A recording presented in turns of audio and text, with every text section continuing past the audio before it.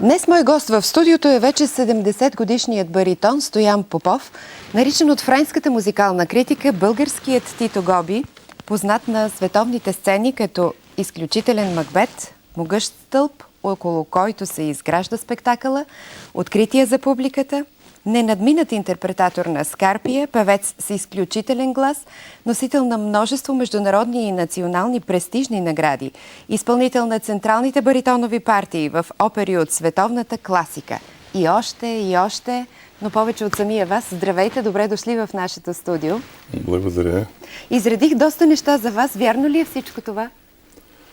Ами вярно е, защото за 48 години човек, аз в началото ви казах, че скоро ще излезе една книга за мен и като я прочетах, просто не можех да повярвам, че всичко това аз съм го извършил. Всъщност се е случило. Това ли е като че ли признанието? вчера.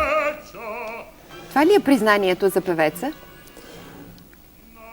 Признанието е нещо като недостижимите мечти на хората, на всички.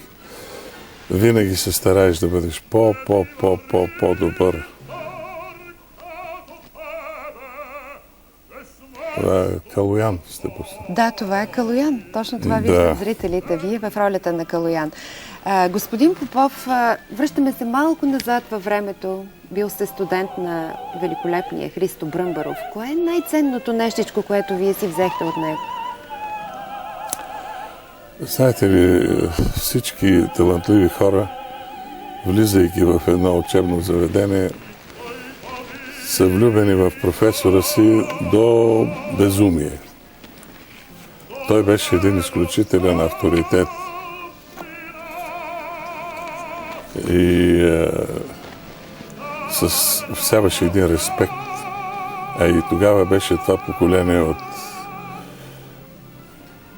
певци, които след това бързо се наложиха и завладяха не само Националния театър, но и световните сцени.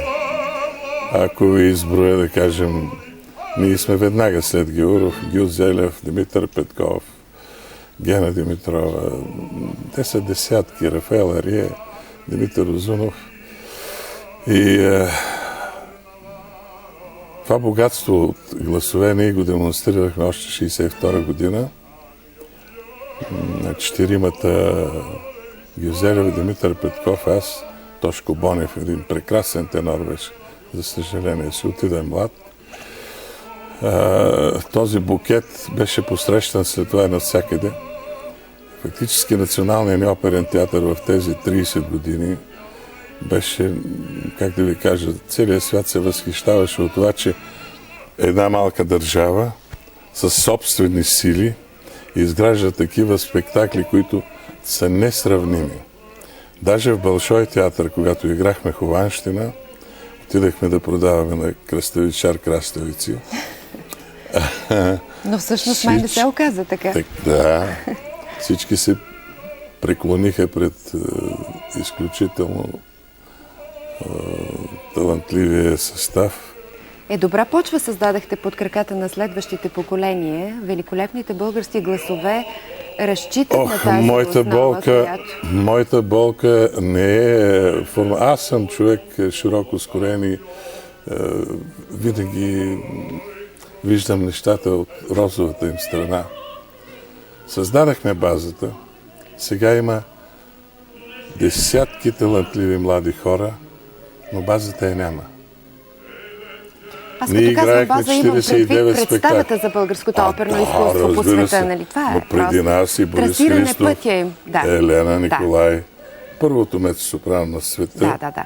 Ние говорим повече за Борис Христов, но Елена Николай минава в сянката. Просто не е честно. Недопустимо е, наистина недопустимо е. Велика наша певица. Разбира се, има хора, които обичат да се шуми около тях. Тя не беше такава. Аз съм от нейната черга.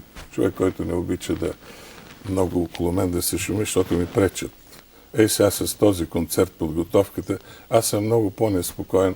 Предпочитам да си върша работата и да се срещам с моята публика. Ами казахте този сега... концерт. Искам ли се да разкажем малко повече за него? Това е вашия гала концерт юбилеен. Той е заключителен за Великденския фестивал на 30 април. Така го решихме. С много емоция подготвяте този концерт. Да. Кажете, кого поканихте? Кой ще пее за вас? Самия вие също? Аз ще използвам екрана не за реклама, а да поканя моята публика,